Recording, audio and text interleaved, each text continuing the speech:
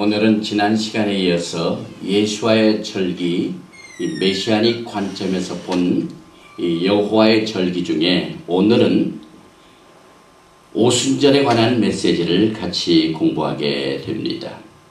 안식일 이튿날 곧 너희가 요제로 단을 가져온 날부터 세어서 7안식일의 수요를 채우고 제7안식일이 이튿날까지 합 50일을 계수하여 새 소제를 여호와께 드리되 너희 처소에서 에바 10분의 1로 만든 떡 2개를 가져다가 흔들지니 이는 고운 가루에 누룩을 넣어서 구운 것이요 이는 첫 요제로 여호와께 드리는 것이며 이날에 너희는 너희 중에 성회를 공포하고 아무 노동도 하지 말지니 이는 너희가 그 거하는 각 처에서 대대로 지킬 영원한 규례니라. 이렇게 레위기 23장 15절부터 17절 말씀과 21절 말씀은 오늘 우리가 공부하게 될 이 77절 오순절에 대하여 말씀하고 있습니다. 6월절 기간 중에 안식일 다음 날부터 오순절까지의 이 기간을 이렇게 계산한 것을 성경에서는 오멜이라고 부릅니다. 성경은 77절, 즉 7주, 7 곱하기 7, 49일의 오멜을 계산하여 그 다음 날 50일째를 이 초실절부터 50일까지의 그 기간을 오순절로 지키게 됩니다. 그래서 이 펜타코스트, 이 히브리 말로는 샤봇이라고 하죠. 이것은 50 days following the first fruit 이렇게 계산을 하고 있습니다. 하나님은 우리를 긍휼히 여기사 복을 주시고 그 얼굴빛으로 우리에게 비치사 셀라 이렇게 이 유대인들은 오순절날 시편 67편을 낭독하는데 그 이유는 히브리어로 이 시편 67편이 49절로 되어 있습니다. 주의 도를 땅 위에 주의 구원을 만방 중에 알리소서. 하나님이여 민족들로 주를 찬송케 하시며 모든 민족으로 주를 찬송케 하소서. 열방은 기쁘고 즐겁게 노래할지니 주는 민족들을 공평히 판단하시며 땅 위에 열방을 치리하실 것임이니이다. 셀라. 하나님이여 민족들로 주를 찬송케 하시며 모든 민족으로 주를 찬송케 하소서. 땅이 그 소사를 내었도다. 하나님 우리 하나님이 우리에게 복을 주시리로다. 하나님이 우리에게 복을 주시니 땅의 모든 끝이 하나님을 경외하리로다. 이렇게 이 오순절날 유대인들은 시편 67편을 낭독하면서 절기를 지킵니다. 우리가 이 오순절의 깊은 영적인 뜻을 이야기해 제일 첫째로 이 오순절 샤봇의 역사적 배경을 살펴보겠습니다. 유대인들이 애굽을 떠난 후 셋째 달에 시내산에 도착하여 거기에서 장막을 칩니다. 하나님께서는 모세에게 토라 말씀을 받게 하여 백성들을 모아놓으라고 명령을 하셨습니다. 그래서 모세가 백성들을 모아놓고 말씀을 증거하니까 백성들의 대답은 여호와의 명하신 대로 우리가 다 행하리이다 라고 답을 했는데 이것이 출애굽기 19장 9절 말씀에서 나옵니다. 모세는 이 하나님의 말씀을 받기 전에 백성들로 하여금 이틀 동안 옷을 빨아 성결케 하여 제3일에 말씀을 받도록 성결케 하는 준비 작업을 했습니다. 동시에 백성들로 하여금 시내산 근처에 가까이 오지 못하도록 경계를 했습니다.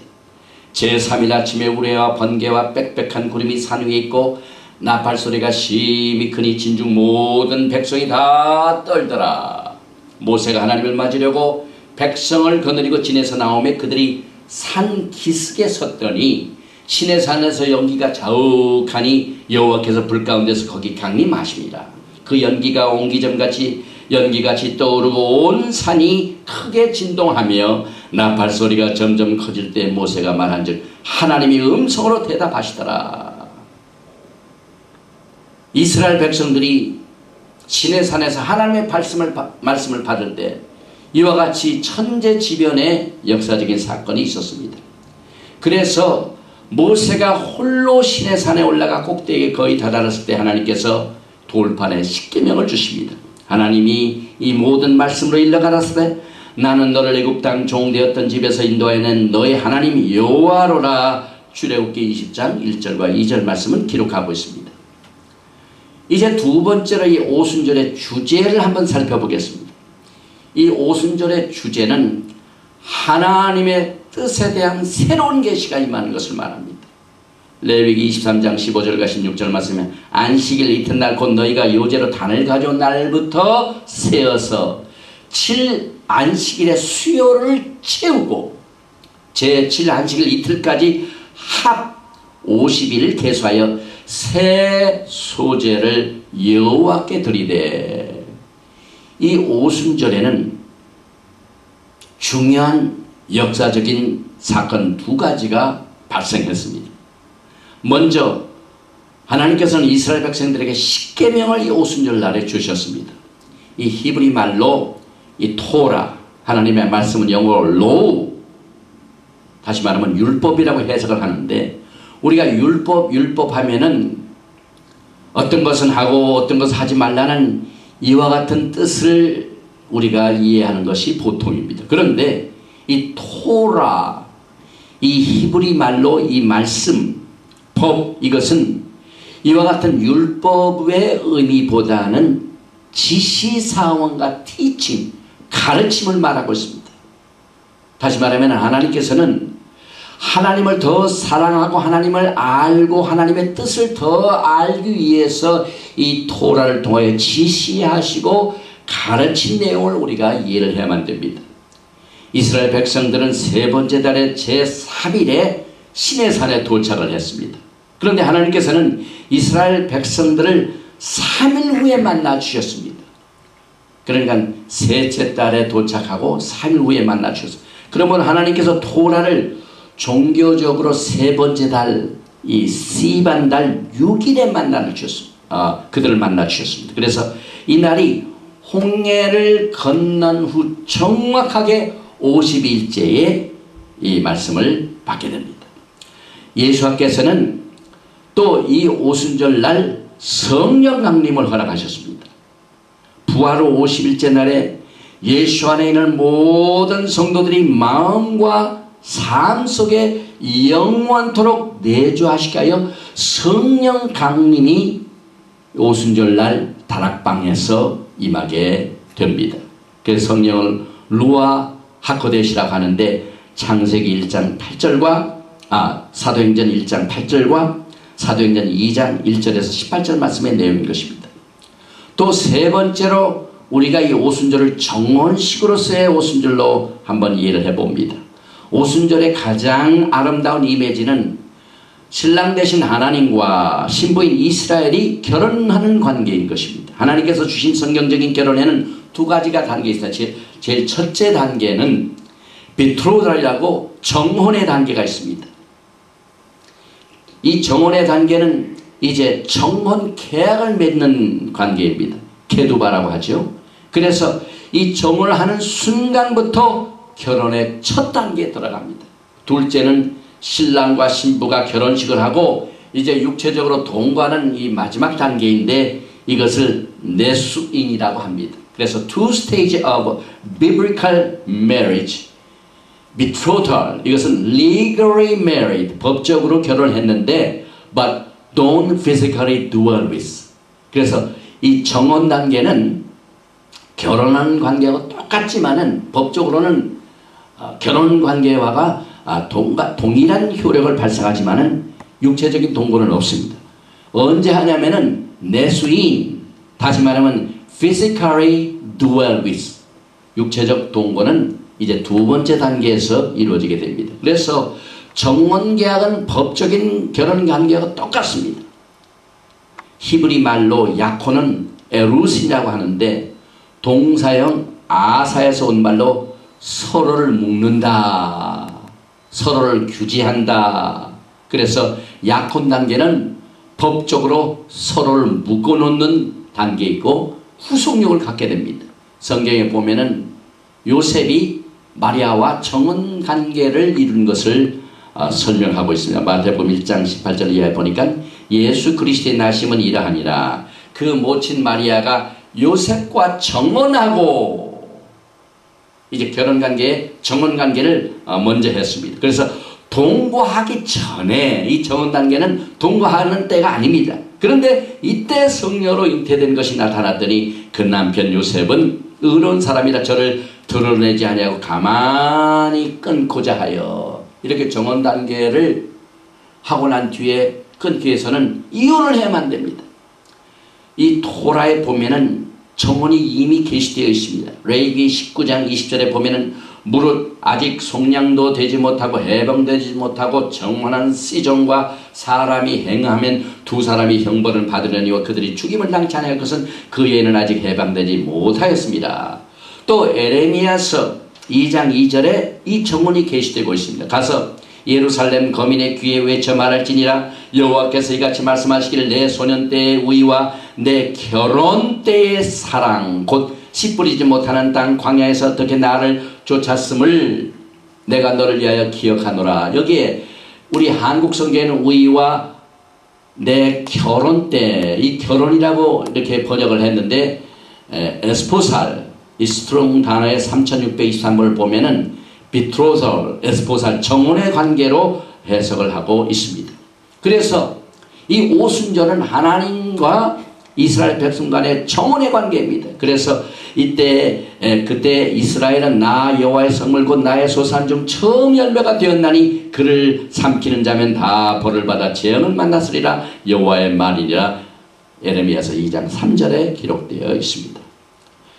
다시 말하면 하나님께서 시내산에서 이스라엘 백성들이 오순절을 토라를 주셨는데 이 토라를 받은 것은 정혼관계를 말합니다. 하나님께서 이스라엘 백성들에게 케투바라는 이 언약의 책을 통하여 정혼관계를 맺게 됩니다. 그래서 The Torah is the ketubah, marriage contract. 미국에서도 결혼을 하게 되면 반드시 카운티에 가가지고 결혼 계약, 결혼 라이선스를 받아가지고 결혼 신고를 해야만 됩니다. 그런데 이스라엘 백성들이 이 토라를 받은 그 자체가 하나님과의 정혼 계약으로 해석을 하게 됩니다. 이렇게 하나님께서 이스라엘 백성들에게 정혼 계약을 맺자 출애굽기 19장 8절에 백성이 일제히 응답하여 가로되 여호와의 명하신 대로 다 우리가 다 행하리이다. 모세가 백성의 말로 여호와께 회복하매.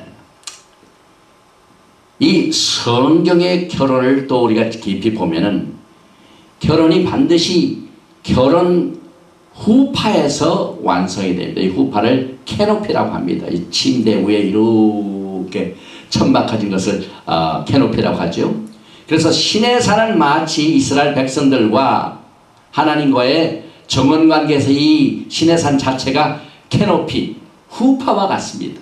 출애굽기 19장 17절에 모세가 하나님을 맺으려고 백성을 맞으려고 백성을 거느리고 진에서 나오며 그들이 산 기슭에 섰더니, 그래서 이 산 기슭은 마치 결혼이 완성되는 후파와 같습니다.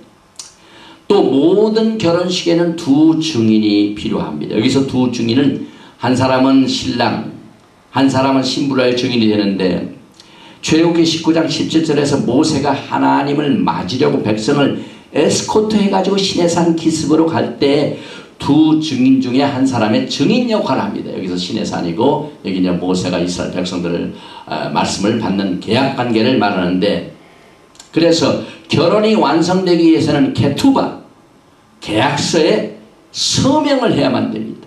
이 증인이 서명을 해야 됩니다. 그런데 한 가지, 모세가 하나님의 토라 말씀을 받아가지고 돌판을 가지고 내려오니까 백성들이 어떻게 환영을 했습니까? 황금 송아지를 만들어 가지고 우상에게 경배하는 것을 보고 모세는, 다시 말하면 증인은 사인하지 않습니다. 그래서 그 돌판에 쓰여진 하나님의 정혼 계약을, 그 돌판을 깨트림으로 말미암아 정혼이 완성되지 못합니다. 그래서 시내산에서의 언약은 이 금송아지를 만든 이 우상 숭배 때문에 결국 모세가 돌판을 깨트려 버립니다. 세 번째로 신약에서의 오순절을 봅니다. 사도행전 2장 1절 이하에 보면은 오순절 날이 이미 이름에 저희가 다 같이 한 곳에 모였더니 호련히 하늘로부터 급하고 강한 바람 같은 소리가 있어 저희 앉은 온 집에 가득하며 불의 혀같이 갈라지는 것이 저에게 보여 각 사람 위에 임하여 있더니 저희가 다 성령의 충만함을 받고 성령이 말하게 하심을 따라 다른 방언으로 말하기를 시작하니라. 오순절날 한 곳에 120명의 백성들이 예루살렘에서 모였습니다. 이때 정확하게 이 초시절부터 50일 동안 계산해야 오순절 날이 이름에 오매를 계산해야 날짜를 세는 것이 다 되니까 약속한 것처럼 성령이 임하게 된 사건을 신약성경은 기록하고 있습니다. 성령이 임하니까 무슨 일이 벌어집니까? 오순절날 성령 강림과 함께 교회가 탄생되었습니다. 그래서 2장 1절에서는 오순절 날짜가 기록되어 있습니다. 교회가 탄생된 날짜가 기록되어 있습니다. 오순절 날이 이름에. 또 2절부터 4절에서는 성령 강림과 함께 교회가 탄생된 것이 신약성경에 분명하게 기록되어 있습니다. 또 사도행전 20장을 보면은 하나님께서 이스라엘 백성들에게 절기 가운데 세 절기를 반드시 예루살렘에 가서 지키라고 한 그 절기 중에 이 오순절이 포함된 것을 이렇게 말하고 있습니다. 바울이 아시아에서 지체치 않게 하여 에베소를 지나 행선하기로 작정하였으니 이는 될 수 있는 대로 오순절 안에 예루살렘에 이르려고 급히 가머라. 급히 감이더라. 사도 바울은 선교 여행을 하면서도 늘 하나님께서 말씀 주신 그 토라를 지키려고 노력한 사실을 우리는 알 수가 있습니다. 또 고린도전서 16장 8절 말씀을 보면은 내가 오순절까지 에베소에 유하려 하면 오순절 명절을 예루살렘에 가지 못하고 에베소에서 지킨다는 사실을 또 이렇게 말씀하고 있습니다. 네 번째로 이제 하나님께서 이스라엘 백성들에게 토라를 주셔가지고 정관계가 깨졌는데 그 언약과 또 새로운 언약을 한번 살펴보겠습니다. 그래서 구언약과 새 언약의 차이를 한번 살펴보겠습니다. 에레미야서 31장 31절에 보면은 새 언약에 관한 말씀을 이렇게 주시고 있습니다. 나 여호와가 말하노라. 보라, 날이 이르리니 내가 이스라엘 집과 유다 집에 새 언약을 세우리라. 뉴 카버넌트가 계시됩니다. 이 새 언약이 뭡니까? 구의 언약과 어떤 차이가 있습니까? 히브리서 10장 16절 말씀에 주께서 가라사대 그날 후로는 저희와 세울 언약이 이것이라 하시고 내 법을 하나님께서 이스라엘 백성들에게 시내산에서 오순절날 주신 토라의 법을 저의 마음에 두고 저의 생각에 기록하리라 하신 후에 이렇게 새 언약은 마음에 두고 저의 생각에 둔 것으로 그 차이를 우리가 살펴보게 됩니다. 또 에스겔서 36장 26절과 27절 말씀을 보면 또 새 영을 너희 속에 두고 새 마음을 너희에게 주되 여기에 새 영 New Spirit 또 새 마음 New Heart 너희 육신에서 굳은 마음을 굳은 마음 Stony Heart 돌 같은 마음입니다. 그 돌 같은 마음을 새로운 언약에서 어떻게 한다고요?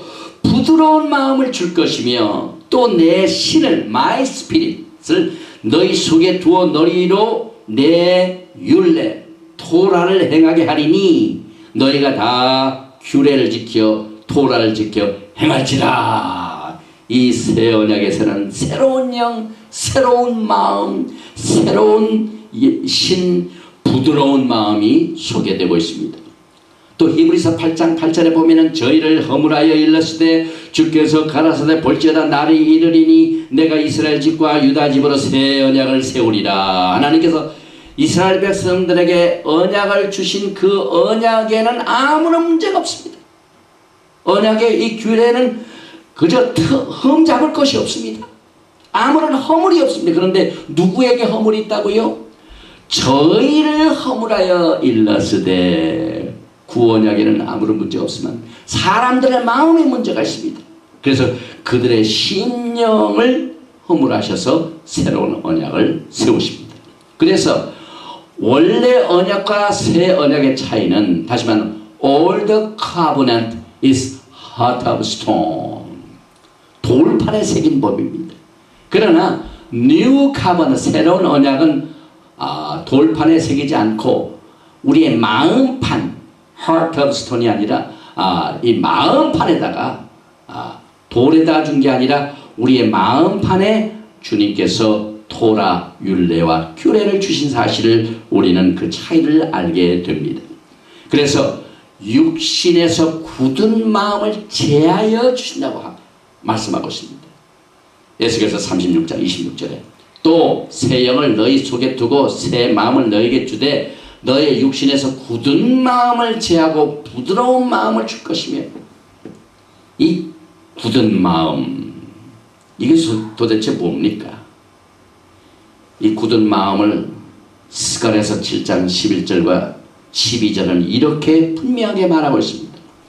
그들이 청종하기를 싫어하여, 하나님께서 주신 그 율법을 듣기를 싫어하여 등으로 향하며 듣지 아니하려고 귀를 막으며 그 마음을 금강석 같게 하여 율법과 만군의 여호와가 신으로 이전 선지자들을 빙자하여 전한 말을 듣지 아니하므로 큰 노가 나 만군의 여호와께로서 나왔다다. 이렇게 해서 이 굳은 마음은 하나님의 말씀 청종하기를 싫어하는 딱딱한 금강석 같은 마음입니다. 우리가 이 스토리 마음, 이 부드러운 마음이 아닌 굳은 마음을 이야기해서 씨 뿌리는 비유를 한번 살펴보겠습니다.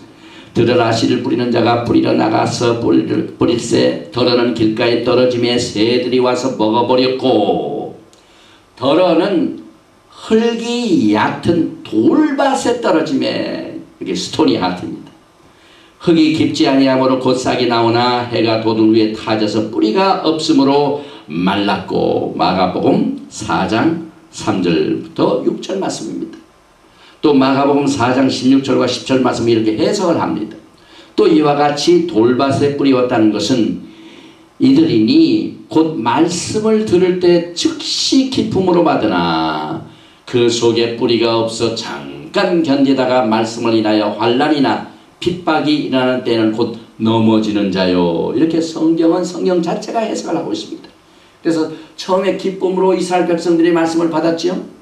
출애굽기 19장 8절에 모세가 하나님의 법을 전해주니까 백성이 일제히 응답해 가로되 여호와의 명하신 대로 우리가 다 행하리이다. 모세가 백성의 말로 여호와께 회보하며, 여기에 여호와의 명하신 대로 우리가 다 행하리이다, 이 말씀은 또 히브리 말로 보면은 하나님께서 우리에게 말씀을 주시기도 전에 우리가 다 이것을 행하리이다, 이렇게 기쁨으로 받았습니다. 그런데 이스라엘 백성들의 환경이 변합니다. 민수기 14장 2절에 보니까 그 기쁨으로 받은 마음이 어떻게 변합니까? 이스라엘 자손이 다 모세와 아론을 원망하며 온 회중이 그들에게 이르되 우리가 애굽 땅에서 죽었거나 이 광야에서 죽었다면 좋았을 것을. 굳은 마음이라는 것은 처음에는 기쁨으로 받았지만 어려움과 핍박과 환난이 임하게 되면은 원망과 불평하는 마음이 바로 이 굳은 마음인 것입니다. 그래서 하나님께서 이 부드러운 마음을 어떻게 하십니까? 또 새 영을 너희 속에 두고 새 마음을 너에게 주되 너희 육신에서 굳은 마음을 제하고 부드러운 마음을 줄 것이며 또 내 신을 너희 속에 두어 너희로 내 율례를 행하게 하리니 너희가 내 규례를 지켜 행할지라.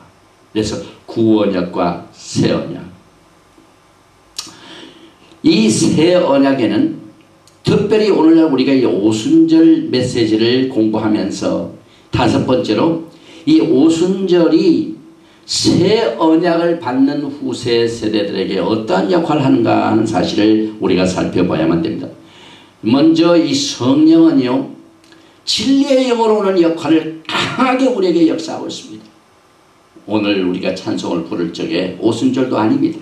그러나 성령 강림 찬송을 불렀습니다. 우리가 지난 주일 초실절 공부할 적에는 추수의 단을 이 감사절 때 부르는 이 추수감사절 찬송을 부르는데, 오늘은 이 성령 강림 찬송을 부르는 이유는 이 성령의 역할이 진리의 영으로 임하기 때문에 그렇습니다. 그러나 진리의 성령이 오시면 그가 너희를 모든 진리 가운데로 인도하시리니 그가 자의로 말하지 않고 오직 듣는 것을 말하시면 장래 일을 너에게 알리시리라. 하나님께서 우리에게 말씀을 주시면 그 말씀을 우리가 기쁨으로 받아 끝까지 지켜야 되는데 우리의 힘이 그것을 감당하지 못합니다. 그래서 요한복음 8장 31절과 32절에 그러므로 예수께서 자기를 믿은 유대인들에게 이르시되 너희가 내 말에 거하면 참 내 제자가 되고 진리를 알지니 진리가 너희를 자유케 하리라. 성령의 역할이 예수님의 제자 되게 하여 우리에게 진리의 영으로 주신 사실을 우리가 깨닫게 됩니다. 그러면 진리가 뭡니까?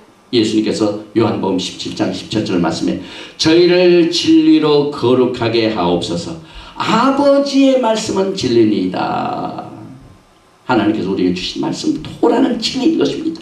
시편 119편 142절에 주의 의는 영원한 의요 주의 법은 진리로소이다. 토라가 진리인 것입니다. 시편 119편 151절에 여호와여 주께서 가까이 계시오니 주의 모든 계명은 진리니이다. 이 진리를 우리로 하여금 깨닫고 지키고 행하게 하기 위해서 로마서 8장 2절에 성령의 역할을 이렇게 말씀하고 있습니다. 이는 그리스도 예수 안에는 생명의 성령의 법이 죄와 사망의 법에서 너를 해방하였습니다. 성령께서는 능력으로 역사하여 주셔서 생명의 능력으로 우리에게 역사하십니다. 결국 성령님이 하신 역할은 뭡니까?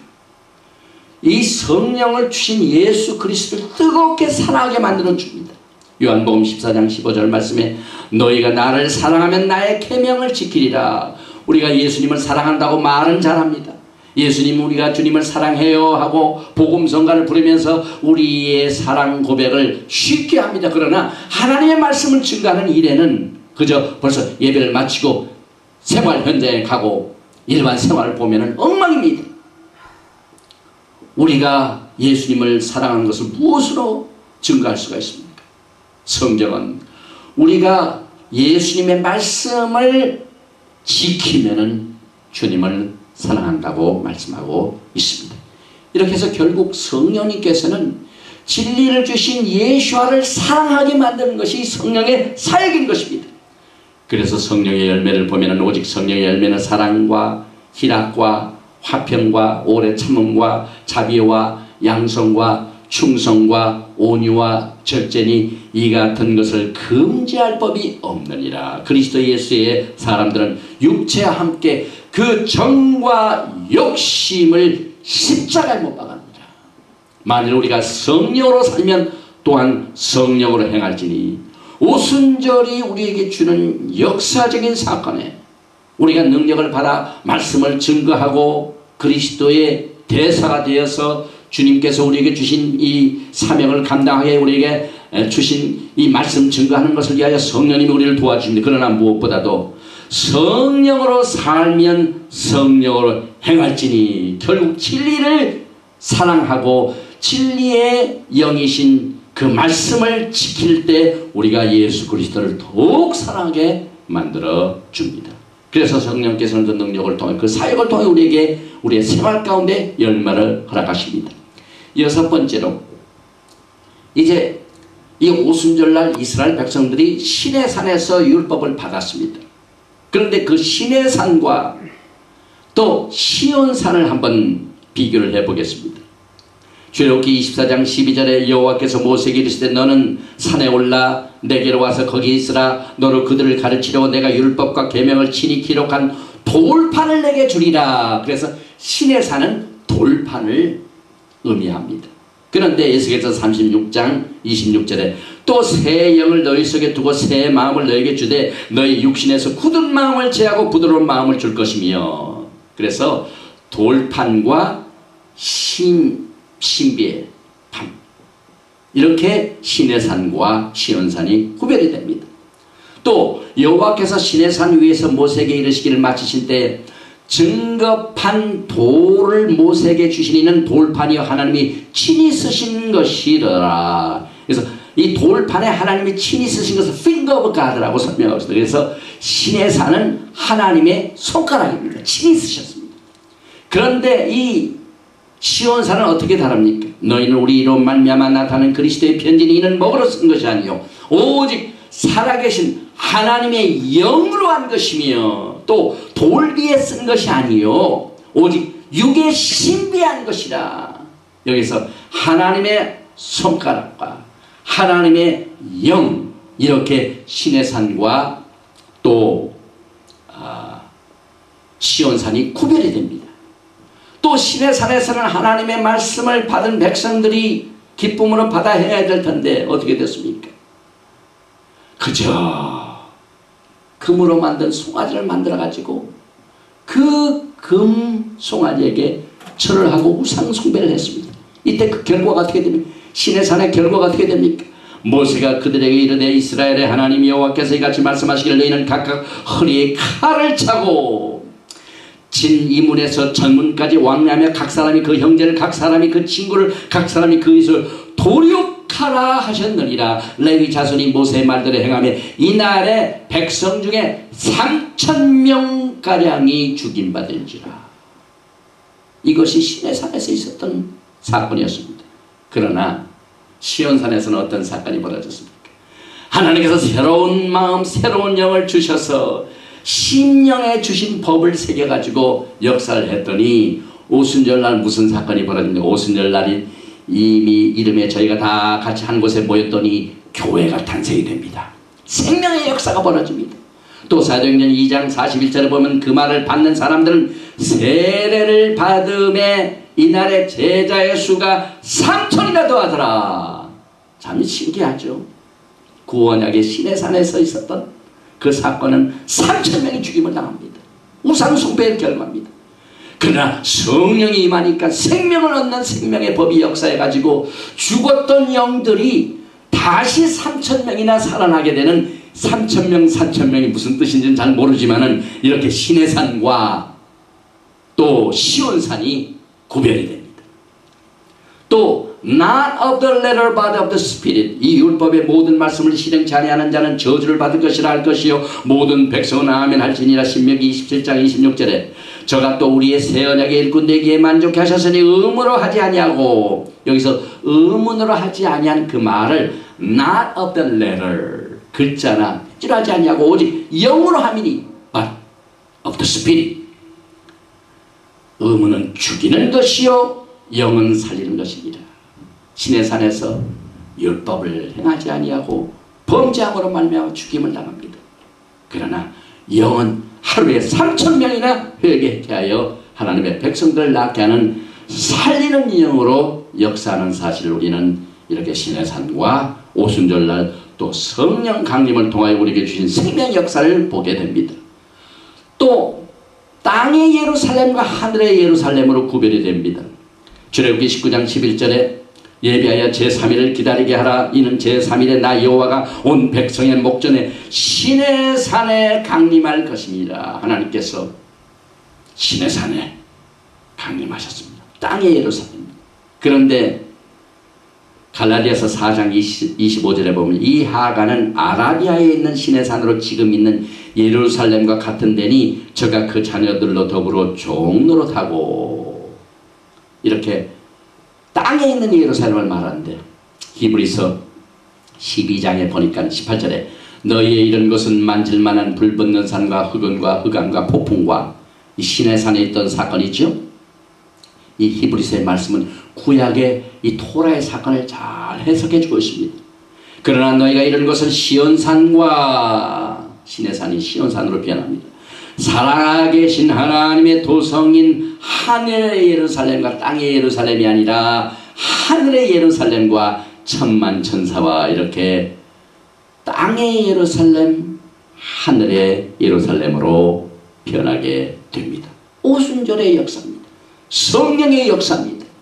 결국 이스라엘 백성들이 애굽을 떠나가 시내산을 거쳐서 목적지인 예루살렘으로 가는 이 여정을 통하여 우리는 하나님의 성령의 사역을 보게 됩니다. 신명기 6장 22절과 23절에 곧 여호와께서 우리의 목전에서 크고 두려운 이적과 기사를 애국과 바로와 그 온 집에 베푸시고 우리 열조하게 맹세하신 땅으로 우리에게 주어 들어가게 하시려 우리를 거기서 인도하여 내시. 결국 하나님께서는 죄 많은 애굽에 살고 있는 백성들을 빼내서 시내산에서 율법을 주시고 결국은 예루살렘으로 이끄시는 놀라운 구속의 사역을 우리는 이 오순절의 사건을 통하여 보게 됩니다. 포로 생활하던 사람들이 이제 새로운 예루살렘을 가겠는데 온 세계에 지금 이스라엘 백성들 지금 퍼져 있습니다. 나 여호와 말하노라 배역한 자식들아 돌아오라 너는 나의 남편임이니라. 내가 너희를 성읍에서 하나와 족속 중에서 둘을 택하여 시온으로 데려오겠고. 그러니까 하나님께서 백성들을 약속을 하시고 난 뒤에 반드시 그 목적지로 인도해 주십니다. 그때 유다 족속이 이스라엘 족속과 동행하며 북에서부터 나와서 내가 너희 열조에게 기업으로 준 땅과 함께 이르리라. 온 세상에 퍼져 있는 하나님의 백성들이 지금 때가 되기 때문에 예루살렘으로 몰려오고 있습니다. 결국 시온산은 메시아의 왕국을 말합니다. 메시아의 시대를 말합니다.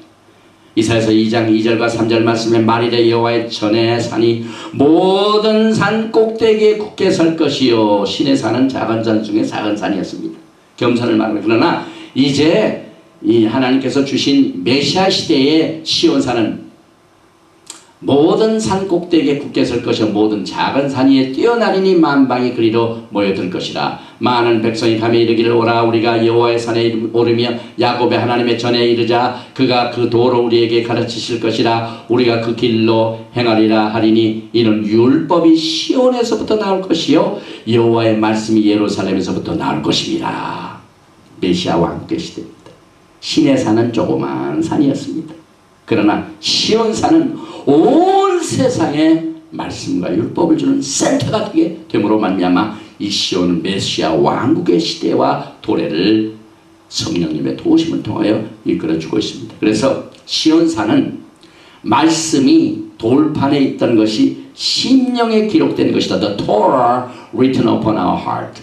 그 다음에 시온산은 야곱의 집의 포로 생활이 끝난 것입니다. The end of the exile of the house of Jacob. 모든 포로 생활, 방랑 생활이 끝납니다.